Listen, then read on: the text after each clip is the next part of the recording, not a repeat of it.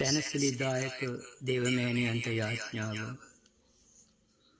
කන්නිමාරිය වහන්ස පීඩාවෙන් වැළපෙමින් දුක්බරින් සුසුම්ලමින් ආවේදනාවෙන් වැළපෙමින්ද මම දැන් ඔබේ දයානුකම්පාව අයද සිටිමි.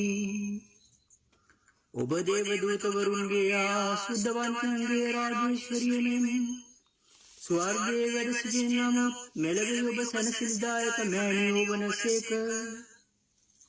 ඉතාලියේ පියුරින් නගරයේ ඔබගේ සිද්ධාස්ථානයේ ඔබ සනසනු ලද්දියයි නම් කරනු ලබනසේක.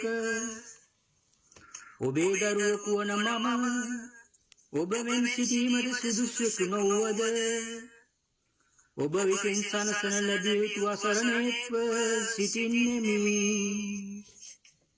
අහෝ මරියනි, මම ඔබගෙන් ගරු නම්බුනාම තාන්නමානෝ වස්තු සම්පත්තෝ නොඉල්ලමි.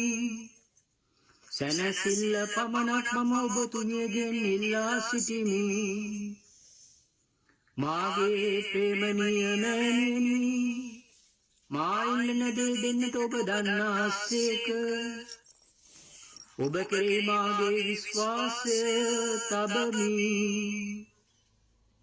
ඉමහත් ප්‍රේමයෙන් ඔබගේ හස්තවෙමින් අල්ලා සිටින දේශිතුමන්ට වචනයක් පමණක් කිව මැනව.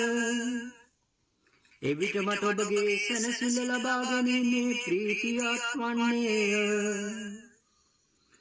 අහෝ මරියනි, ඔබ විසින් ඔබ පුත්‍රයාණන් විසින් සනසනු ලැබ මම මාගේ දුක් වේදනා සතුටු සිතින් දරා ගන්නෙමි.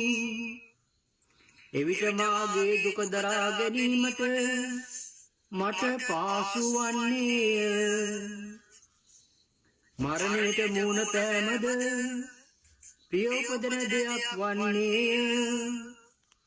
මාගේ මරණයෙන් පසු මා ඔබගේ දයානුකම්පාව උදෙසා ඔබට සදාකල් නිරන්තරයෙන් තුති ප්‍රශංසා කරන්නෙමි.